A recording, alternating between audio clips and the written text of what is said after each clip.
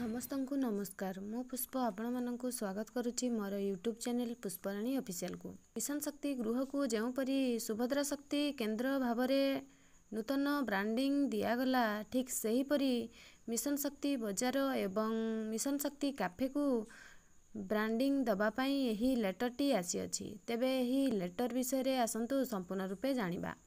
ଆପଣମାନେ ଯଦି ପ୍ରଥମ ଥର ପାଇଁ ମୋ ଚ୍ୟାନେଲକୁ ଭିଜିଟ୍ କରୁଛନ୍ତି ତାହେଲେ ସବସ୍କ୍ରାଇବ୍ କରିବା ପାଇଁ ଭୁଲିବେ ନାହିଁ ଏବଂ ଭିଡ଼ିଓଟିକୁ ସ୍କିପ୍ ନକରି ଶେଷ ପର୍ଯ୍ୟନ୍ତ ଦେଖନ୍ତୁ।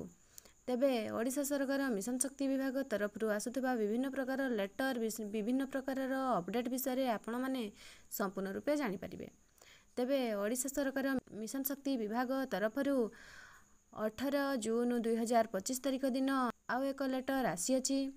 ଏହି ଲେଟରଟି ସମସ୍ତ କଲେକ୍ଟରମାନଙ୍କ ପାଖକୁ କମିଶନର କମ୍ ସେକ୍ରେଟାରୀଙ୍କ ପାଖରୁ ଆସିଅଛି।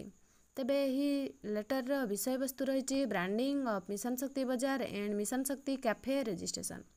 ତାହେଲେ ଯେଉଁ ମିଶନ ଶକ୍ତି ବଜାର ଏବଂ ମିଶନ ଶକ୍ତି କ୍ୟାଫେ ଅଛି ତାକୁ ବ୍ରାଣ୍ଡିଂ ଦେବା ପାଇଁ ଏହି ଲେଟରଟି ଆସିଅଛି। ମିଶନ ଶକ୍ତି ଗୃହକୁ ସୁଭଦ୍ରା ଶକ୍ତି କେନ୍ଦ୍ର ଭାବରେ ନୂତନ ବ୍ରାଣ୍ଡିଂ ଦିଆଯାଇଥିଲା। ଠିକ୍ ସେହିପରି ମିଶନ ଶକ୍ତି ବଜାର ଏବଂ ମିଶନ ଶକ୍ତି କ୍ୟାଫେକୁ ମଧ୍ୟ ନୂତନ ବ୍ରାଣ୍ଡିଂ ଦିଆଯିବ। ଡିଷ୍ଟ୍ରିକ୍ଟ ବ୍ଲକ ଏବଂ GPLF ମାନଙ୍କରେ ଥିବା ମିଶନ ଶକ୍ତି ବଜାର ଏବଂ ମିଶନ ଶକ୍ତି କ୍ୟାଫେକୁ ନୂଆ ଏକ ବ୍ରାଣ୍ଡ ଦେଇ ମିଶନ ଶକ୍ତି ବଜାରରୁ ସୁଭଦ୍ରା ଶକ୍ତି ବଜାର ଏବଂ ମିଶନ ଶକ୍ତି କ୍ୟାଫେରୁ ସୁଭଦ୍ରା ଶକ୍ତି କ୍ୟାଫେକୁ ନୂତନ ବ୍ରାଣ୍ଡିଂ ଦିଆଯାଉଛି ଏବଂ ମିଶନ ଶକ୍ତି ଲୋଗୋକୁ ପରିବର୍ତ୍ତନ କରି ସୁଭଦ୍ରା ଶକ୍ତି ଲୋଗୋକୁ ଡିସପ୍ଲେ କରାଯିବ।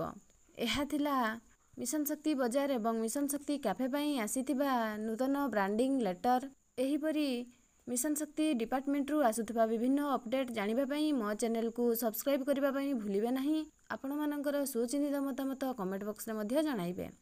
ଆଜି ପାଇଁ ବାସ୍ ଏତିକି। ରହୁଛି। ନମସ୍କାର।